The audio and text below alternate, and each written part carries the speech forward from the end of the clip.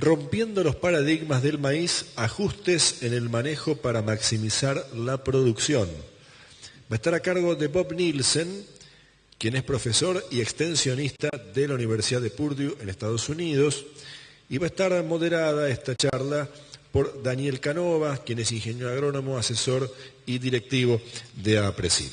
Vamos a darle la palabra en primer término a Daniel, quien va a presentar a Bob Nielsen, y luego ustedes van a escuchar la disertación. Daniel, por favor. Bueno, buenas tardes a todos, gracias por estar acá. No hay duda que el cultivo del cual vamos a charlar hoy es esencial en un sistema sustentable.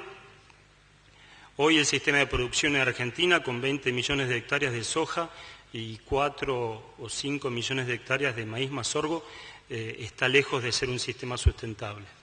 Nos permitimos disentir en ese sentido con el secretario de Agricultura que estuvo acá previamente hablando. Y mientras tanto vemos, por ejemplo, en Brasil o en Estados Unidos que la relación es 1 a 1, o sea, 1 hectárea de soja, 1 hectárea de maíz. Si recorremos en este momento los estados del sur de Brasil, Santa Catarina, Río Grande do Sul, Paraná, es impresionante la cantidad de hectáreas de maíz que hay. O sea, es un mar de maíz. Obviamente mucho de ese maíz es maíz safriña, que está hecho después de soja, pero bueno, totalmente distinto a lo que estamos encontrando hoy en la Argentina. Gracias a Dios el avance en todo lo que ya se hace a maíces tardíos se ha avanzado mucho, por eso en este congreso se ha trabajado bastante tratando de que muchos talleres toquen esta temática, ¿no?, de los maíces tardíos, en el tema sanitario, en el tema nutricional.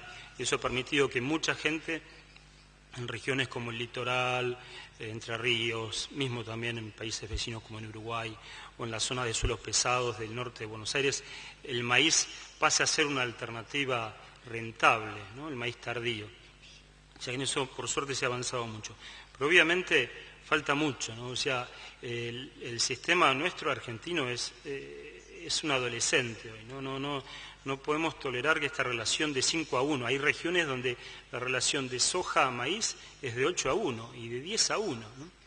Entonces, tenemos que, dentro de lo que esté de nuestra parte, ¿no es cierto?, hacer algo como para que esta situación cambie, ¿no?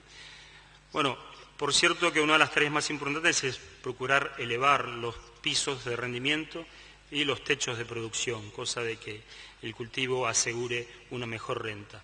Bueno, para eso hemos entonces convocado a Bob Nielsen, que ha venido ya otras veces a la Argentina y bueno, va a exponer un poco dónde están ellos ubicados en los rendimientos a nivel nacional y haciendo foco después al final sobre en qué puntos están haciendo hincapié en el estado de Indiana, donde él trabaja, ¿no es cierto?, en la Universidad de Purdue. Así que adelante, Bob, con su charla Rompiendo los paradigmas del maíz, ajustes en el manejo para maximizar la producción. Adelante. Muchas gracias.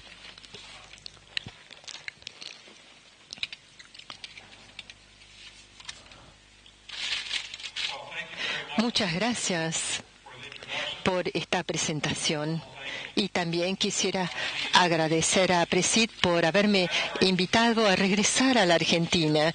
Ya han pasado 16 años desde mi última vez aquí, así que ha sido un gran placer y una alegría volver y reanudar la amistad con algunos de los productores que conocí hace tantos años y también reanudar la relación con otras personas. He tenido la oportunidad entonces de regresar y compartir parte de mis reflexiones con respecto a cómo maximizar el rinde de maíz y quizás compartir algunos conceptos con ustedes, porque estoy seguro de que ustedes sabrán que para cualquiera de otro país que viene a decirles cosas específicas para poder aumentar el rinde en un cultivo como maíz es difícil porque la situación de ustedes es muy distinta de la mía. Por eso voy a hablar mucho con respecto a los conceptos y espero que a partir de eso quizás puedan comprender este complejo del maíz un poco mejor y tengan sus propias ideas.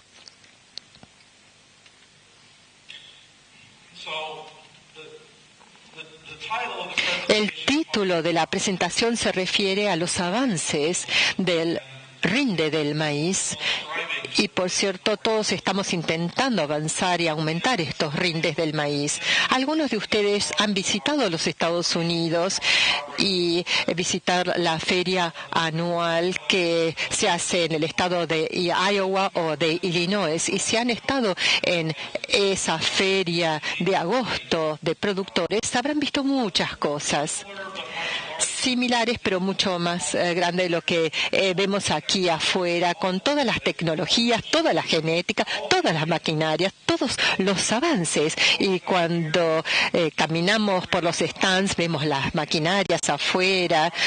Y en este tipo de feria hay hectáreas de toda esta tecnología sorprendente, y es realmente abrumador y realmente nos hace creer que deberíamos poder producir 20 toneladas de maíz, 30 toneladas de maíz con esta tecnología tan avanzada. Pero si pensamos en los avances, a veces resulta útil retrotraernos en el tiempo y ver ¿cuáles son los tipos de avances que hemos visto? Quisiera compartir entonces con ustedes lo que ha sucedido en Estados Unidos en cuanto a la productividad del maíz en el tiempo.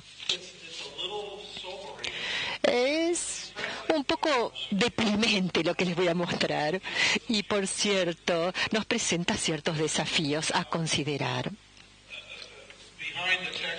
Detrás del texto, que supongo no podrán ver, hay una pintura de una batalla durante nuestra guerra civil, allá por el año 1860. Así que yo hablo de avances en términos militares, porque avance en términos militares significa el acto de moverse hacia adelante, hacia el enemigo. Así que cuando hablamos de verdaderos avances en el maíz, voy a tener cuidado aquí, porque lo que yo veo en pantalla es distinto de lo que ven ustedes. Así que bueno, a medida que hablamos de verdaderos avances en el maíz, en la producción norteamericana del maíz, a partir del año 1865, solo hubo 2 avances importantes en la productividad de maíz durante esos 150 años. Solamente 2 avances importantes en productividad de maíz.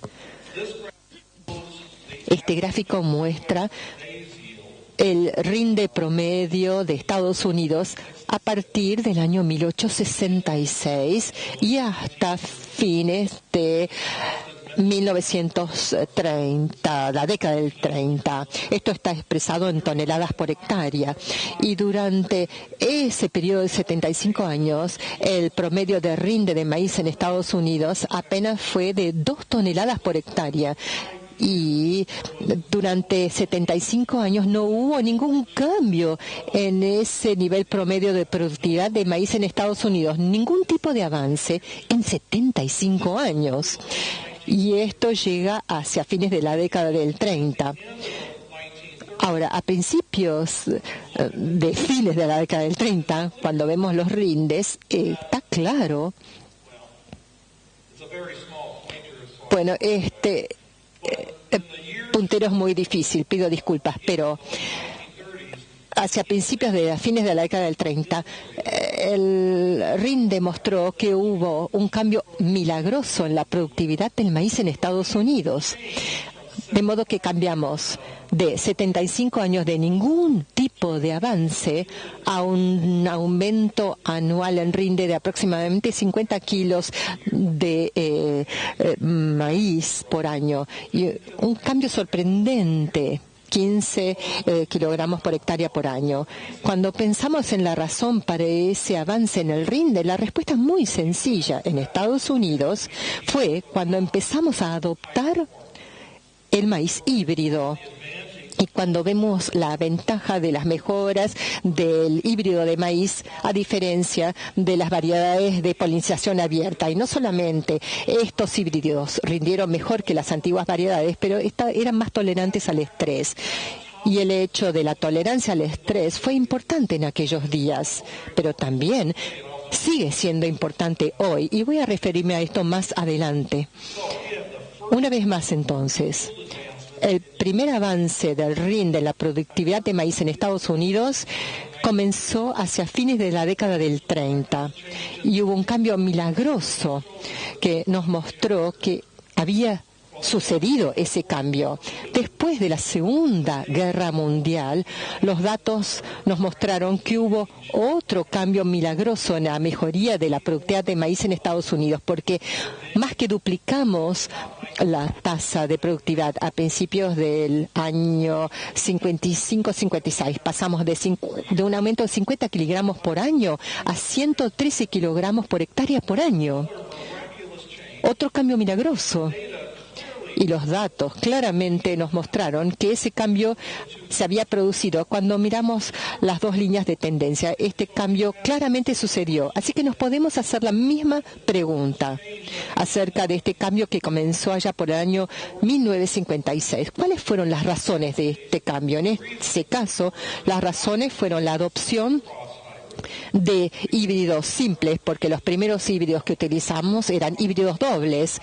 Ahora los simples tenían aún más vigor y para la década del 50 fue más económico para las semilleras para producir estos híbridos, así que los empezamos a adoptar. Pero además, a medida que se alejaban los años de la guerra, los avances fueron en pesticidas, particularmente los 2,40, la adopción de fertilizantes inorgánicos, particularmente nitrógeno, y en ese momento, en la década del 50, la tasa de adopción de la mecanización en los establecimientos agrícolas aumentó drásticamente. Así que todas estas tecnologías se unieron en la década del 50 y dieron como resultado la duplicación de la tasa de ganancia de nuestro cultivo.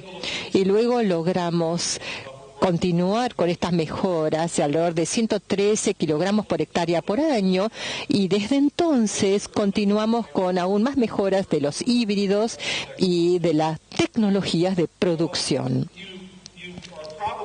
Seguramente saben que los rasgos biotecnológicos BT fueron seguidos por híbridos resistentes, pero el BT fue introducido en el año 95 en Estados Unidos. Cuando vemos los rindes nacionales a partir del año 95, que son los cuadraditos en verde en el gráfico, y si nos fijamos en las tendencias a partir del año 95 en Estados Unidos, los datos sugieren que no hubo ningún cambio significativo en la productividad del maíz desde que empezamos a adoptar los rasgos biotecnológicos. Y esto es algo sorprendente para decir, porque creo que la mayoría de nosotros pensamos que estos rasgos transgénicos han sido un milagro en sí mismos. Pero en Estados Unidos lo que es importante reconocer es que antes del maíz BT nosotros rociábamos con insecticida que controlaba el insecto con eficacia. Así que cuando el BT se introdujo en Estados Unidos, lo sustituimos al control genético por un control con pesticida, y era igualmente eficaz. Así que los datos sugieren que no hemos cambiado esa tasa de ganancia. Así que entonces, a partir del año 1866 en Estados Unidos, solamente hemos visto dos avances importantes en el rinde de maíz. El primero, a partir de fines de la década del 30 con los híbridos, y el segundo en la década de los 50 con la adopción de la biotecnología. Pero hemos permanecido en este curso a partir del año 1955. Esta es la parte deprimente de la historia. No es muy positivo que no hayamos tenido más cambios en ganancia a partir de la década del 50. Así que si nosotros nos mantenemos en esta tendencia durante los siguientes 50 o 70 años, para el tiempo que llegamos al año 2030, el rinde de maíz en Estados Unidos será de 12 toneladas por hectárea. El promedio del rinde para el año 2030 será de 12 toneladas por hectárea. Y esto se relaciona con la tendencia actual en Estados Unidos de aproximadamente 10 toneladas por hectárea. Así que en los próximos 17 años, si simplemente mantenemos la tendencia, vamos a aumentar el promedio nacional de alrededor de 2 toneladas por hectárea, que supongo que es algo positivo en el sentido de que seguimos mejorando la productividad global. Sin embargo, algunos nos dicen o quieren que aceptemos el desafío de tratar de aumentar los rindes nacionales a 19 toneladas para el año 2030. Por cierto, ese es un desafío muy noble, pero para poder lograr eso necesitaríamos aumentar y cambiar la tasa de rendimiento del actual 113 kilogramos por hectárea por año a casi cuadriplicar eso, o sea, multiplicarlo por 4 para obtener 474 kilogramos por hectárea por año y mantener ese aumento durante los próximos 17 años. Si eso llegara a suceder, sería un verdadero milagro, porque no tendría precedentes. Una vez más, si pensamos en aumentar los rindes drásticamente, es un poco deprimente pensar en lo que se necesita para lograr eso. Así que creo que 19 toneladas es un poco irreal. Dicho esto, sin embargo, el siguiente avance de rendimiento importante podría estar ahí esperándonos. Este tercer milagro del maíz puede estar ahí esperándonos. Yo no sé dónde está, pero no creo que todavía esté cerca. No creo que lo que esté por el momento investigándose vaya a representar ese tercer milagro. Pero también estoy dispuesto a reconocer que el milagro podría producirse mañana y que es algo que ninguno de nosotros podríamos soñar y podría ser una mejora genética. Con esto estoy diciendo simplemente que no creo que esos avances importantes para llegar a ese promedio de 19 toneladas en el año 2030 esté a la vista por el momento. Sin embargo, sí sabemos que los rindes en vuestros campos y en los nuestros, de tanto en tanto, exceden las 14 toneladas por hectárea. Hay personas aquí que han logrado las 14 toneladas. Hay productores en mi estado que han logrado esas 14 toneladas. Claro, no todos los años, pero sabemos que es algo realista. Y aún más, si nos fijamos en el concurso anual de rinde promedio. Sabemos que los productores que ganan esos concursos generalmente están produciendo más de 19 toneladas por hectárea actualmente. De modo que el potencial existe para llegar por lo menos a 14 toneladas por hectárea. Y sabemos que ya es posible hoy producir 19 toneladas por hectárea. Y ustedes, inclusive yo, diremos, yo nunca lograré esas 19 toneladas, está fuera de mi alcance. Sin embargo, quisiera ilustrar con esta diapositiva que el potencial de 19 toneladas ya es posible. Si se fijan en el tamaño potencial de la espiga en sus campos, particularmente durante la floración, si se fijan en los granos potenciales, que son los óvulos en esa espiga, y si cuentan la cantidad de filas de granos alrededor de la mazorca y la cantidad de granos a lo largo, es bastante común encontrar un potencial de 850 o 950 granos en esa mazorca. Si nunca han contado los granos, simplemente reconozcan que lo que cosechan, quizás podrían cosechar entre 400 y 600 granos en una espiga de maíz. Y yo estoy diciendo que el potencial es de 800 a 900. Y esto sería una espiga de 16 filas con 65 óvulos. Y si esta cifra la multiplican por una población de 79.000 plantas por hectárea, y eso lo multiplican por 3.340 granos por kilogramo, eso es igual a 20 toneladas de grano. Y creo que lo que yo quiero decir con todo esto es que la población es posible, el tamaño de grano también es posible, el potencial de cantidad de granos también es posible. El único desafío es cómo retener la cantidad de granos ya presentes como potencial. Ese es el desafío, pero creo que es bastante interesante, porque lo que nos está diciendo es que el potencial de rinde de hoy están los híbridos actuales que ya tenemos. Representan 19 toneladas por hectárea. Así que, si lo piensan, en cierta manera, no tenemos que esperar a que los mejoradores mejoren la genética para lograr esas 19 toneladas. Ese potencial ya está ahí. Así que el desafío es cómo podemos mantener ese potencial. Y todos sabemos que el problema es que una vez que plantamos la semilla, ese potencial de 19 toneladas que estaba en la bolsa de semilla se ve desafiado por todos los estreses que se producen en nuestros campos por toda la temporada, por toda la campaña. Sabemos que ese es el desafío, ya sea una deficiencia de nutrientes, de suelo, o si hay un daño por insectos, si hay poca humedad, si hay demasiado calor, con todos estos factores que no nos dejan lograr este potencial de 19 toneladas. Ese es el problema. Entonces, la pregunta es, como estamos pensando en si deberíamos modificar la manera de cultivar maíz y pensar en maíz, ¿deberíamos romper los paradigmas? Mi respuesta es sí, deberíamos modificar nuestra manera de pensar si hemos estado haciendo la misma cosa una y otra vez durante muchos años. Entonces, si rompemos el paradigma, es dejar de hacer lo que hemos estado haciendo durante 20 años. Lo que necesitamos hacer entonces es enfocarnos en los fundamentales agronómicos del cultivo del maíz y utilizar las tecnologías más modernas que nos ayuden a lograr todo esto.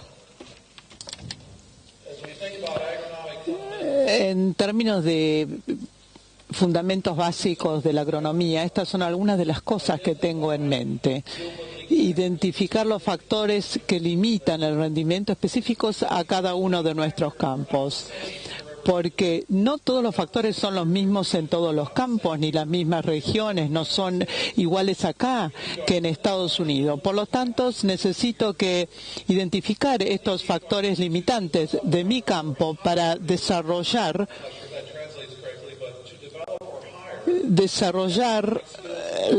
o contratar los conocimientos y las capacidades agronómicas para tomar las decisiones agronómicas correctas basados en estos factores limitantes que identificamos.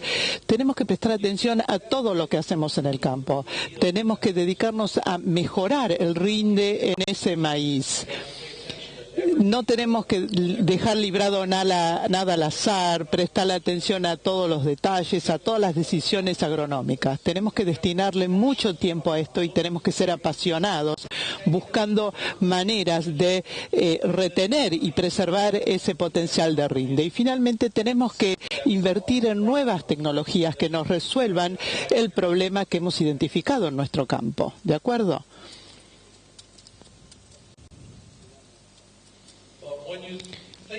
Pero cuando pensamos en nuevas tecnologías, necesitamos ser conscientes y entender de que a veces las nuevas tecnologías están más allá del conocimiento que tenemos para usarlas.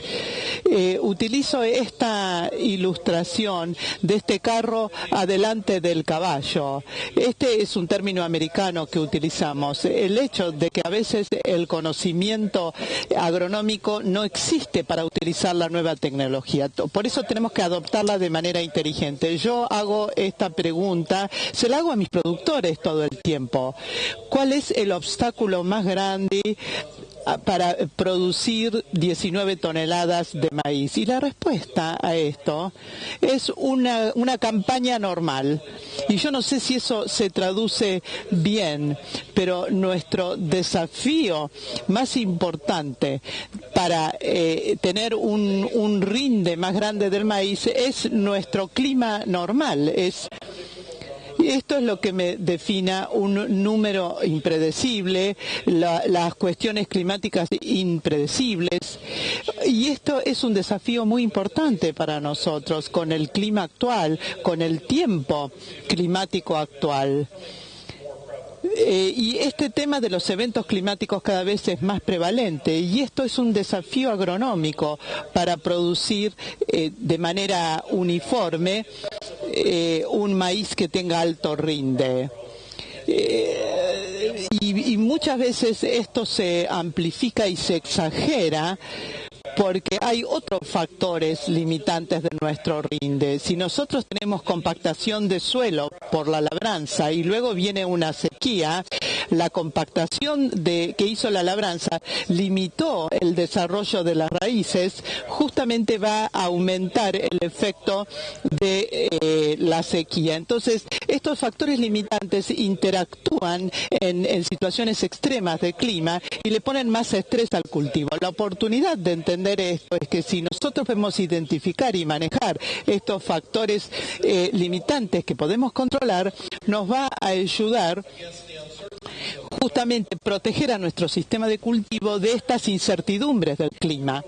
Si nosotros queremos cultivar 19 toneladas de maíz, el objetivo es muy simple. Nosotros sabemos de la investigación que el maíz de alto rendimiento requiere un canopeo saludable y uniforme, capaz de interceptar como mínimo 95% de la radiación solar cuando el cultivo florezca y que siga así durante todo el periodo del llenado de grano y a la madurez fisiológica. El objetivo es muy simple. Todo lo que tenemos que hacer es interceptar el 95% de la luz solar y ahí vamos a tener un rinde alto. Y si logramos construir este canopeo que puede llegar a interceptar el 95% de la luz, justamente comienza con todas las decisiones que tomamos antes de plantar, durante la siembra y después de la siembra. Toda decisión agronómica que tomemos va a tener un impacto en el éxito de justamente desarrollar este canopeo que nos va a permitir captar toda la luz solar.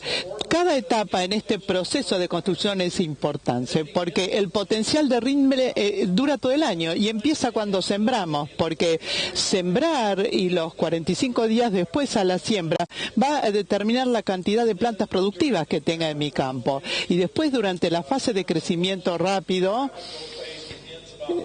comienza la planta a estar a esta altura y sigue cuando sí está de esta altura el maíz. Y ahí es cuando se determina el potencial de rinde. Entonces tenemos que ayudarle a darle vigor a la planta durante ese periodo para saber cuál es el potencial. Todos sabemos que el periodo de floración y 2 semanas después de la floración son críticos para determinar cuántos de estos granos van a sobrevivir. Y el resto el resto del periodo, que es el periodo del llenado de grano, consiste en poner materia seca en el grano. Entonces, el maíz de alto rinde empieza cuando sembramos y dura durante toda la madurez fisiológica. Hablamos del establecimiento del estando, de la densidad y del vigor. Este es el periodo hasta que la planta está en B6 o así de alta. Y el éxito o el fracaso durante la densidad y el vigor de la planta es que esto va a influir en el canopeo de la planta e influye en la capacidad que va a tener la planta para tolerar el estrés. Y el éxito o el fracaso durante este tiempo de el establecimiento del stand tiene que ver con el desempeño de la planta, depende del éxito de la emergencia y de la germinación y depende mucho del éxito del desarrollo inicial del sistema radicular durante los 30 o 45 días posteriores a la emergencia. Este periodo, este lapso de tiempo es muy importante para el resto de la campaña. Un componente clave en el establecimiento del stand, como indiqué, tiene que ver con el sistema radicular. Y el éxito o fracaso de estos plantines de pasar a la transición de depender del endosperma del grano a depender del sistema radicular se encuentran en una etapa determinada del desarrollo, en V3, en donde el platín pasa de depender del grano a depender del sistema radicular que se está desarrollando. Si hay algún estrés en este desarrollo radicular y este plantín no se va a desarrollar con mucha fuerza y vamos a tener una plantación de maíz que si estaba más o menos en este periodo, pasando este periodo va a volcar y se va a caer. Entonces, el desafío es ayudarle a la planta a hacer esta transición de manera exitosa y entonces utilizar un programa de fertilización de arranque robusto para asegurarnos de que cuando ese plantín está en la transición, adopte suficiente puerta. También es importante mantener la salud del sistema radicular y el canopeo del cultivo durante toda la campaña. Tenemos que pensar en la salud de la planta en términos de plagas, en términos de insectos, en términos de enfermedades. Tenemos que tener en cuenta la calidad del suelo. Hay muchas palabras que utilizamos para describir cuál es un suelo de calidad, pero bueno, tenemos que tener en cuenta todas estas cosas para que el canopeo del cultivo se mantenga saludable durante toda la campaña.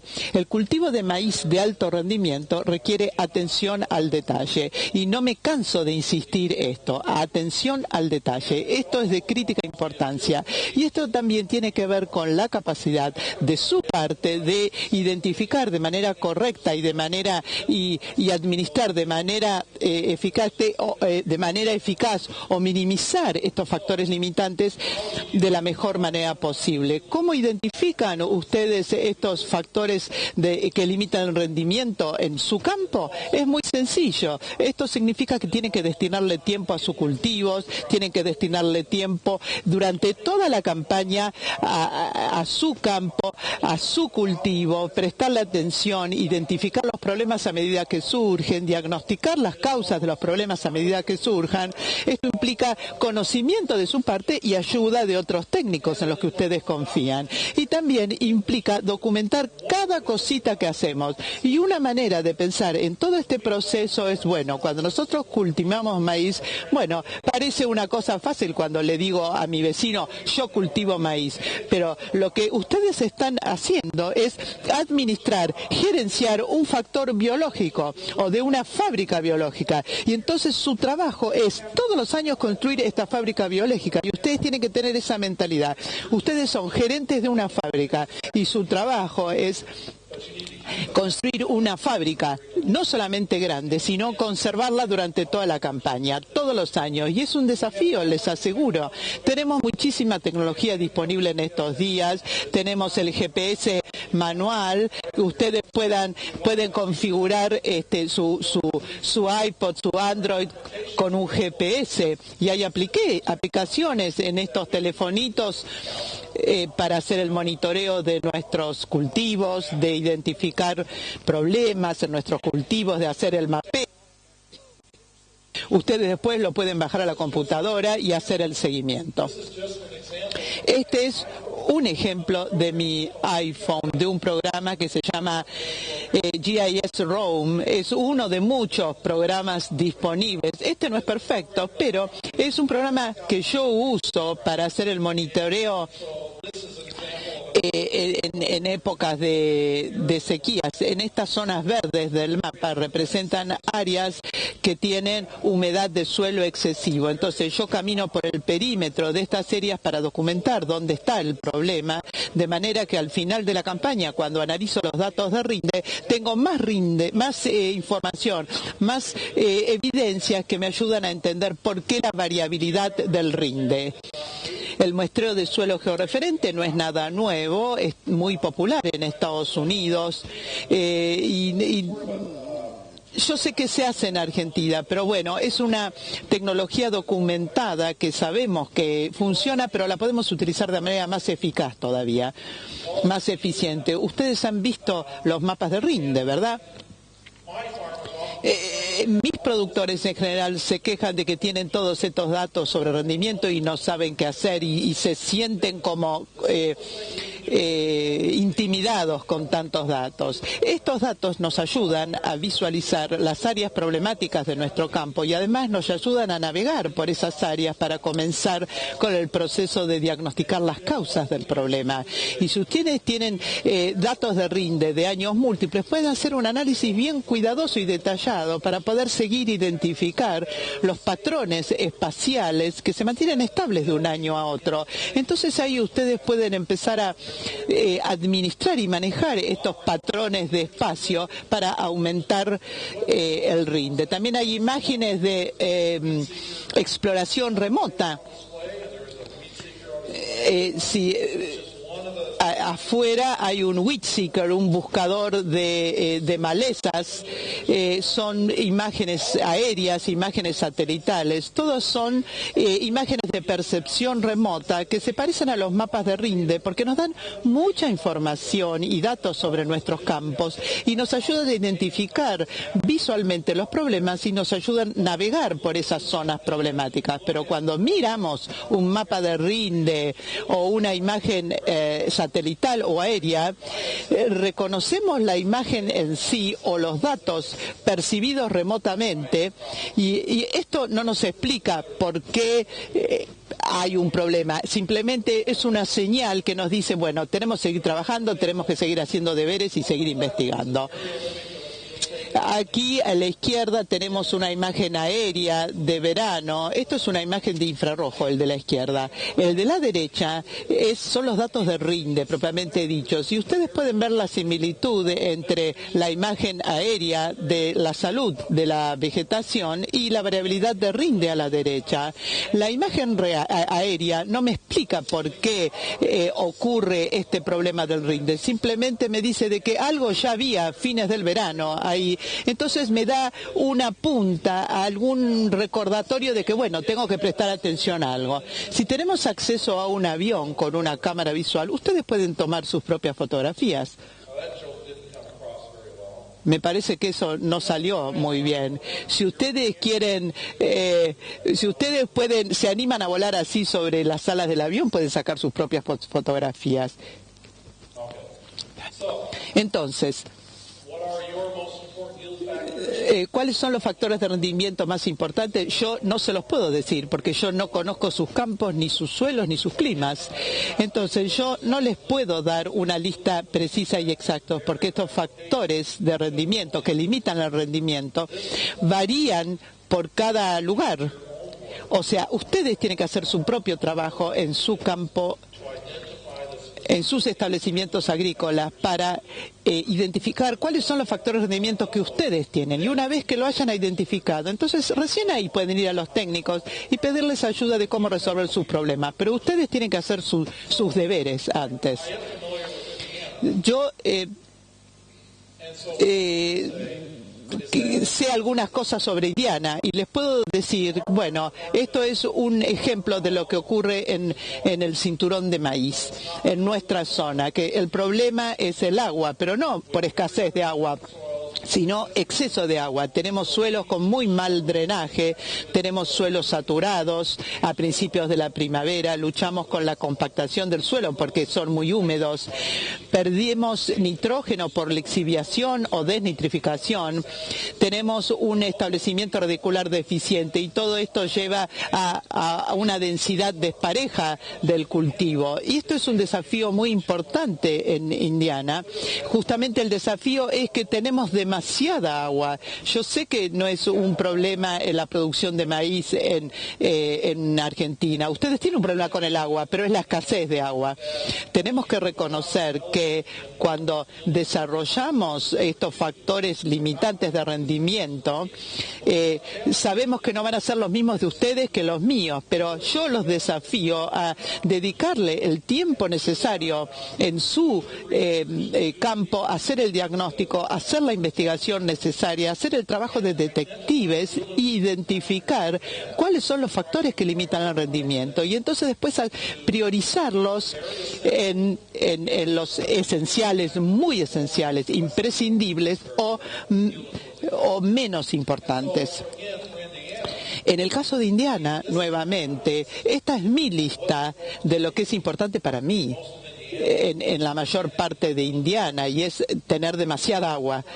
Es tratar de hacer el mejor trabajo que puedo en el manejo de suelos, es tratar de seleccionar mejor híbridos, tratar de hacer un mejor control de malezas, tratar de manejar el nitrógeno, porque recuerden que un desafío es que perdemos nitrógeno por la exhibición, y tengo que mejorar control las pestes y las enfermedades, porque al tener un clima más húmedo tenemos problemas con enfermedades foliares, que a lo mejor no las tienen tanto en Argentina.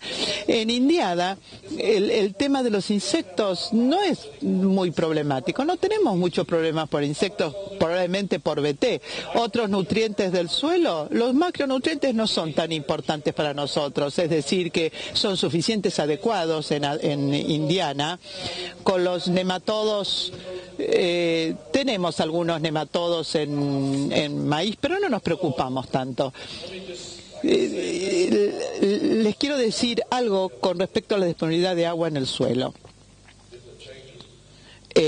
Si es que hay algún cambio. Bueno, parece que ya cambió. No lo estaba leyendo bien. Entonces, a todos luchamos con el agua. Y si estamos experimentando otro ciclo climático, nosotros sí sabemos que a veces tenemos demasiadas precipitaciones, menos ustedes que nosotros, pero también experimentamos escasas precipitaciones, más ustedes que nosotros. Pero aún así tenemos momentos de lluvias insuficientes y esto se vuelve cada vez más impredecible. Así que es necesario prepararse para los tiempos de sequía, pero también para los tiempos más húmedos, porque en los próximos 15 años en realidad no sabemos cómo va a cambiar el tiempo. Voy a saltear esta otra diapositiva porque el drenaje del suelo no es un problema para ustedes aquí en la Argentina. Pero sí, brevemente me voy a referir a esto. Y esta es mi opinión con respecto a lo que yo he visto limitadamente aquí, pero la conservación de la humedad claramente es un verdadero desafío para el cultivo del maíz en todo el país, por lo que he visto. Y también en algunas áreas, particularmente en las arenosas, la necesidad de controlar la erosión eólica. Así que la conservación de la humedad y el control de la erosión eólica es un desafío en la producción de maíz en muchas partes del país. Y desde la última vez que estuve aquí hace 16 años, claramente ha habido un gran aumento en la cantidad de hectáreas bajo siembra directa, pero esto incluye agricultura de contorno, también cultivo en terrazas. Yo las he visto, y quizás también el uso de coberturas para mantener la presencia de cobertura durante los 12 meses ayuda a controlar la erosión y maximizar la disponibilidad de humedad del suelo en el cultivo del maíz más adelante en la campaña. Si ustedes participaron de las otras sesiones, hubo una presentación sobre la salud y la calidad del suelo en relación con el laboreo. Claramente todos sabemos que esto es importante y es necesario concentrar nuestra atención en la labranza del suelo, que puede estar minimizando el riesgo de compactación del suelo por labranza u otros equipos. Quizás incluye minimizar el tráfico en tareas de labranza. Y una vez más, si pensamos en mejorar la calidad y salud del suelo, quiere decir también tener en cuenta los cultivos de cobertura en otoño e invierno. En cuanto a la selección de híbridos, esto es algo que muchos de nosotros no le prestamos atención a medida que tratamos de mejorar los rindes. Y sí buscamos híbridos para un mayor potencial de rinde, que es importante, pero junto con el potencial de rinde genético es crucial identificar aquellos híbridos que puedan rendir bien a lo largo de una variedad de condiciones, porque el clima cambia todos los años y no solamente es tolerancia a la sequía, son otros estreses que nos preocupan. A medida que buscamos híbridos debemos evaluar los resultados de distintos ensayos de la mayor cantidad de variedades y tenemos que buscar híbridos que siempre están a la vanguardia. Una manera de cuantificar esto es buscar aquellos híbridos que dan un rinde de por lo menos el 90% del híbrido que rinde más en el ensayo. Se pueden encontrar híbridos que siempre están al 90, al 95, 96% del rinde más alto del ensayo y lo hacen de manera confiable. Probablemente han identificado aquellos híbridos que van a tolerar una amplia gama de condiciones. Y cuando llego a las últimas diapositivas, un buen control de malezas quiere decir identificar aquellas malezas que existen para poder apuntar a estas malezas con modos de acción específicos. A veces simplemente vemos maleza, rociamos y no prestamos atención a qué tipo de maleza es y a qué tipo de agroquímico utilizamos, pero control de malezas también significa un control eficaz en tiempo y forma. Cuando todavía son vulnerables al herbicida, también incluye distintas estrategias de control, es decir, rotar los agroquímicos para evitar el riesgo de desarrollar resistencia a ciertas malezas y además poder maximizar la eficacia de todo el control integral de malezas. Sé que no me queda mucho tiempo, así que voy a saltear algunas de estas diapositivas sobre manejo de nitrógeno. Si tienen alguna pregunta, pueden hacer alguna pregunta sobre nitrógeno en la sesión de preguntas. Bueno, no me queda tiempo. Por eso salteo todo esto. Brevemente, con respecto al manejo de las enfermedades, sé que tal vez las enfermedades foliares no son tan comunes aquí como lo son en Indiana. Aún así, es importante desarrollar un buen programa de manejo de enfermedades y parte de esto tiene que ver con la selección de los híbridos para asegurarnos de que aquellas enfermedades que nos preocupan en nuestros campos es necesario identificar estos híbridos estables que son resistentes a las enfermedades. Y otro aspecto del control de enfermedades es la rotación de cultivos y una de las mejores cosas que podemos hacer para manejar las enfermedades en maíz es evitar seguir cultivando maíz porque prácticamente la mayor parte de las enfermedades serias de maíz sobreviven en el rastrojo del año anterior. Así que si ustedes siguen cultivando maíz año tras año, simplemente van a aumentar el riesgo de enfermedad. Así que la rotación es muy importante desde ese punto de vista. En conclusión, entonces, sus problemas de maíz posiblemente sean distintos a los nuestros debido a las diferencias climáticas, los distintos suelos y plagas. Por eso no puedo ser demasiado específico ni darles el secreto para llegar a las 19 toneladas por hectárea. Ustedes tienen que hacer sus deberes para identificar las prioridades de aquellos factores limitantes del rinde y luego tomar los pasos necesarios para minimizarlos y así aumentar los rindes. Entonces, ¿cambiamos de paradigma? ¿O simplemente se trata de sentido común? Aquí tenemos a dos señores a la izquierda que están mirando la pared. Sí, pueden reconocer el problema, pero no pueden ver qué hay detrás de la pared y no saben qué hacer al respecto. Pero el señor de la derecha también veía la pared. Dijo, bueno, acá se necesita sentido común. Voy a buscar la escalera, la subo y veo qué hay atrás de la pared.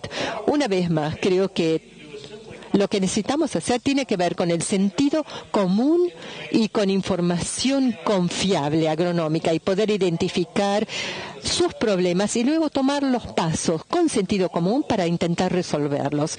Y la importancia de prestar atención al detalle en cada momento, desde la siembra hasta el final de la campaña. Bueno, eso es todo. Una vez más, quiero agradecerles por su atención.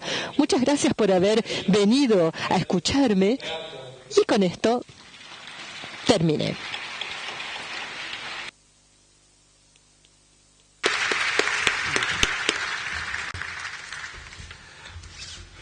Bueno, muchas gracias, Bob.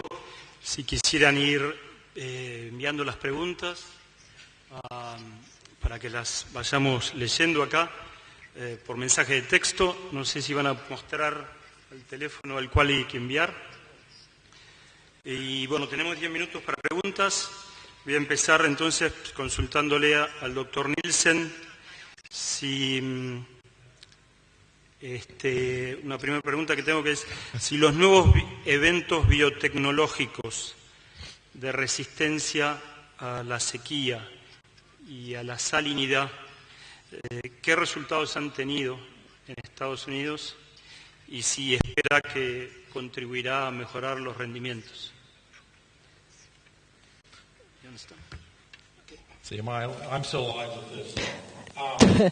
Tengo esto, sí. Lo primero que diré es para cambiar la terminología, porque la terminología no es resistencia a la sequía, sino más bien es tolerancia a la sequía, porque esto es lo que tienen los híbridos, tolerancia a la sequía, no resistencia. En Estados Unidos, por el momento, tenemos dos de las principales semilleras que han introducido híbridos de tolerancia a la sequía hace 2 años, Pioneer y Syngenta. Y este año, para esta campaña, Monsanto ha liberado de manera limitada su híbrido biotecnológico para tolerancia a la sequía. Han desarrollado estos híbridos. Monsanto es un evento biotecnológico, en cambio los otros es lo tradicional. A partir de los datos que he visto de estas 3 empresas se ve ventajas muy similares con respecto a los híbridos normales. Y la respuesta promedio de los híbridos está alrededor de 8, 9 o 10% más de rinde con respecto a lo normal. Pero enfatizo el hecho de tolerancia a la sequía, porque siguen perdiendo rinde bajo sequía, simplemente no pierden tanto rinde. Y esa diferencia en promedio es de 8 al 10%, una ventaja por encima de los híbridos no tolerantes a la sequía. Vamos a la pregunta anterior que habían puesto, por favor. Cuando hacemos maíz sobre maíz y el maíz antecesor es resistente al Roundup, ¿cómo cómo controlan el maíz guacho resistente al Roundup? Voluntary corn.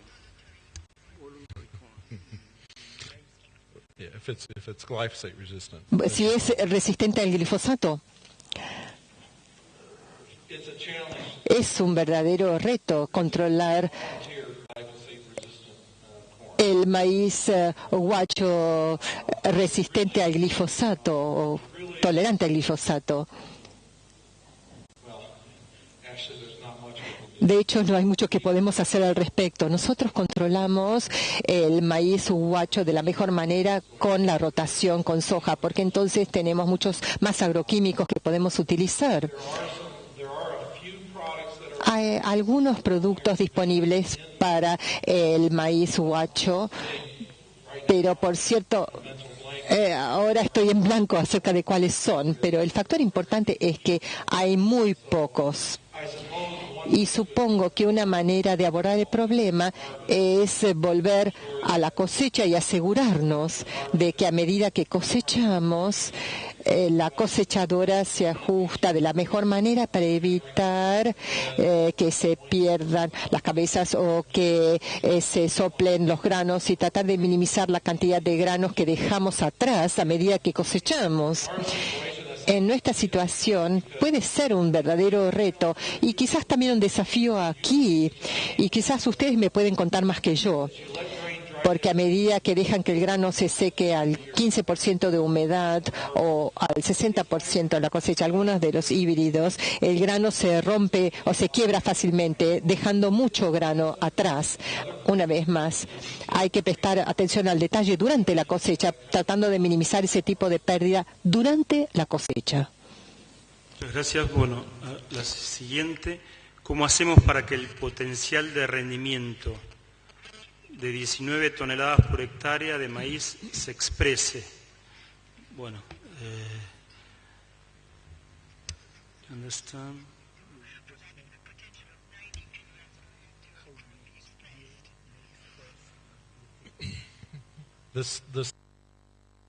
Sencilla, eso es que lo es todo. Una vez más, como ya dije en mi presentación, el potencial ya existe en los híbridos que actualmente utilizamos, así que el desafío es cómo mantenemos esos 19 granos que están en la espiga o en la mazorca. Todo lo que hagamos para minimizar el estrés lentamente va a ir reteniendo cada vez más los granos. Claramente hay ciertos factores que están fuera de control, como la situación frecuente de sequía que se experimenta, no sé si tanto en la Argentina, pero esto debería estimularlos para buscar manera de maximizar el desarrollo del cultivo, el desarrollo temprano de las raíces y también el vigor y la salud del cultivo, porque va a ayudar al cultivo a tolerar mejor la sequía si ya está vigoroso y sano antes de que comience la temporada de sequía. Quizás no es una respuesta demasiado específica, pero sí nos lleva a esta necesidad de tomar las decisiones de manera perfecta para mantener todo ese potencial. La siguiente pregunta: ¿será que el cambio futuro del maíz no es tanto incrementar el rendimiento, sino la adaptación al estrés hídrico? Sorry. You think that in the future will be better to adaptize to the stress, to the hybrid, the water stress, the adaptation of the corn to water stress? And genetically? Yeah, well, in the future.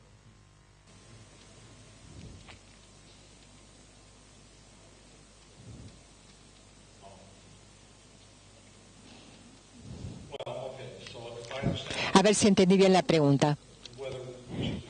¿Debemos concentrarnos más en maneras de manejar el estrés hídrico?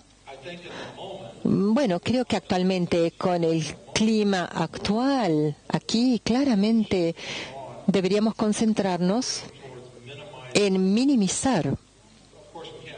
Claro que no podemos minimizar las sequías, porque si hay sequía, pero tratar de minimizar el potencial estrés hídrico sobre ese cultivo. Y como ya dije, esto está en función de todas estas decisiones que vamos tomando, que deberían dar como resultado un cultivo uniforme, vigoroso, sano, un buen sistema radicular. Así que esto involucra la salud del suelo para que pueda crecer el cultivo, o quizás cosas como cultivos de cobertura, para evitar o para aumentar la infiltración y demorar el escurrimiento fuera de la campaña, o quizás matar la cobertura temprano y en 2 meses permitir que entre las precipitaciones en lugar de que sea utilizado por el cultivo de cobertura. También se trata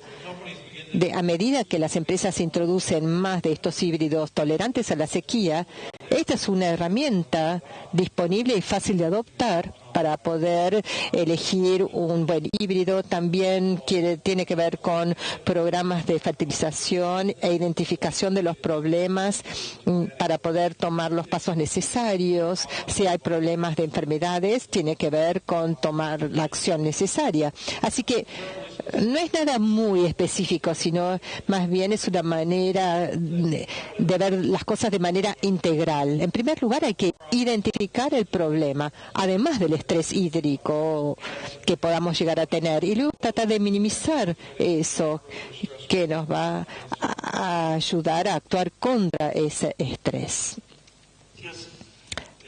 Thank you. Last question. ¿Qué están haciendo en relación al creciente número de malezas resistentes al glifosato?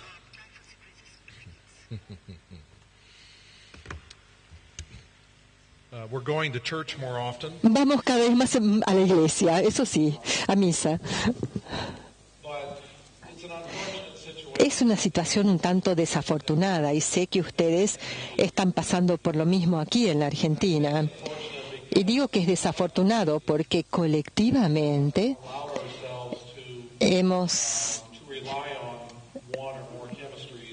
hemos estado dependiendo en uno o dos agroquímicos porque ha simplificado nuestra vida, haciendo más fácil el control de las malezas. Al principio todos hemos hecho lo mismo y lo hemos hecho mal. Y ahora estamos pagando el precio por el desarrollo de malezas resistentes al glifosato. Si pensamos en el control de la maleza, hasta cierto punto esto también incluye si tienen problemas también con plagas que tienen problemas para controlar. Si hablamos de control de plagas, debemos recordar que las plagas van a evolucionar rápidamente, o más bien van a responder rápidamente a nuestro manejo. Y si nosotros atacamos a las plagas con un manejo sencillo, por ejemplo, confiando principalmente en el glifosato, un manejo sencillo, la maleza responde desarrollando resistencia, de modo que tenemos que nosotros mismos ser impredecibles. ¿Qué quiere decir esto? Que debemos utilizar distintos modos de acción para controlar las malezas y no confiar en solo uno. Significa que vamos a utilizar herbicidas que se aplican antes de la siembra y también que se aplican antes de la emergencia y también después de la emergencia. Así que utilizamos distintos momentos para aplicación de herbicidas. Claramente tiene que ver con el manejo de las malezas mientras son pequeños y no esperar hasta que hayan crecido demasiado. No hay una manera fácil de manejar la resistencia una vez que está, desafortunadamente. Y hablamos ya en los últimos días con nuestros productores de algunas de las cuestiones que tienen que ver con la rama negra. Y desafortunadamente, una vez que está la resistencia, esto limita las herramientas contra esto. Desafortunadamente, lo que hay que hacer debería hacerse desde el principio, si no es demasiado tarde. Ahora solamente les queda utilizar distintos modos de acción en distintos momentos para tratar de minimizar el problema. Pero el problema nunca va a desaparecer. Ahora el desafío entonces es cómo minimizarlo. Le agradecemos entonces al doctor Nielsen un aplauso.